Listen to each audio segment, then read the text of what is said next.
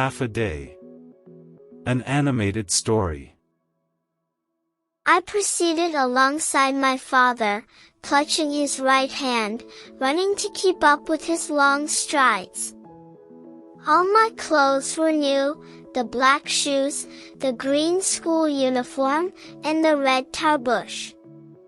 My delight in my new clothes, however, was mixed, for this was no feast day, but the day on which I was to be cast into school for the first time. My mother stood at the window watching us, and I would turn toward her from time to time, appealing for help. We walked along a street lined with gardens. On both sides were extensive fields planted with crops, prickly pears, henna trees, and a few date palms. Why school? I challenged my father openly. I shall never do anything to annoy you. I'm not punishing you, am I? He said, laughing. School is not a punishment. It's the factory that makes useful people out of children. Don't you want to grow up? I was not convinced. I did not believe there was really any good to be had in tearing me away from the intimacy of my home and throwing me into this building like school. When we arrived at the gate, we could see the courtyard, vast and crammed full of boys and girls. Go in by yourself, said my father, and join them. Put a smile on your face and be a good example to others, won't you? I hesitated and clung to his hand, but he gently pushed me from him. Be bold, he said. Today you truly begin life. You will find me waiting for you when it's time to leave. I took a few steps, then stopped and looked, but saw nothing. Then the faces of boys and girls came into view. I did not know a single one of them. None of them knew me. I felt I was a stranger who had lost his way.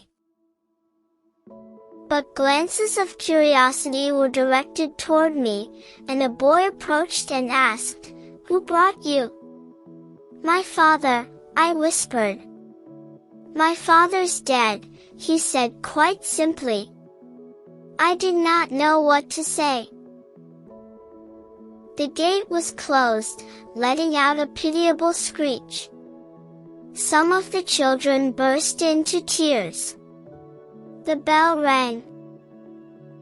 "This is your new home," said the woman. "Here too there are mothers and fathers. Here there is everything that is enjoyable and beneficial to knowledge and life." We submitted to the facts, and this submission brought a sort of contentment. Living beings are drawn to other living beings, and from the first moment my heart made friends with such boys as were to be my friends, and fell in love with such girls as I was to be in love with. Then it seemed to me my misgivings had had no basis. Had never imagined school would have this rich variety. We played all sorts of games. Swings, the vaulting horse, ball games.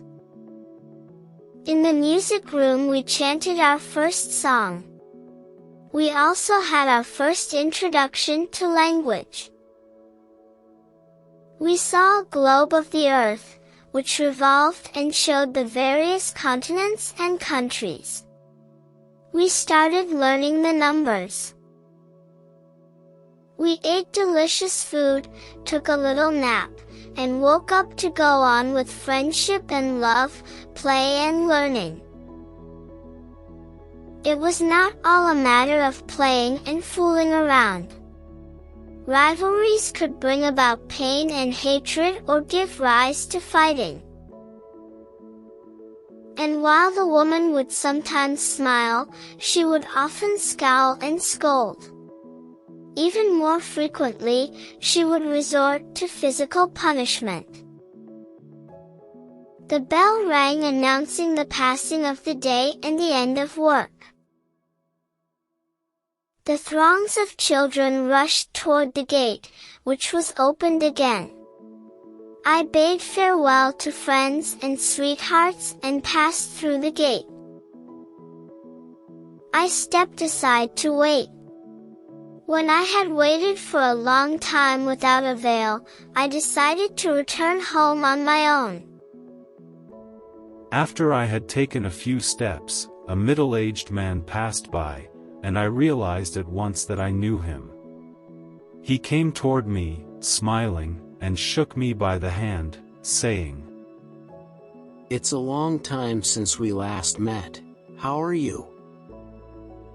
As you can see, not all that good, the Almighty be praised. Again he shook me by the hand and went off. I proceeded a few steps, then came to a startled halt. Good Lord! Where was the street lined with gardens? Where had it disappeared to? When did all these vehicles invade it? And when did all these hordes of humanity come to live upon its surface? How did these hills of refuse come to cover its sides? And where were the fields that bordered it? High buildings had taken over, the streets surged with children, and disturbing noises shook the air. Then there was a band announcing the opening of a circus, with clowns and weightlifters walking in front. A line of trucks carrying Central Security troops crawled majestically by. The siren of a fire engine shrieked, and it was not clear how the vehicle would cleave its way to reach the blazing fire. A battle raged between a taxi driver and his passenger, while the passenger's wife called out for help and no one answered. Good God! I was in a daze. My head spun. I almost went crazy. How could all this have happened in half a day, between early morning and sunset? I would find the answer at home with my father. But where was my home? I could see only tall buildings and hordes of people. I hastened on to the crossroads between the gardens and Abu Koda. I had to cross Abu Koda to reach my house, but the stream of cars would not let up. The fire engine's siren was shrieking at full pitch as it moved at a snail's pace, and I said to myself, let the fire take its pleasure in what it consumes. Extremely irritated, I wondered when I would be able to cross. I stood there a long time, until the young lad employed at the ironing shop on the corner came up to me. He stretched out his arm and said gallantly, "Grandpa, let me take you across."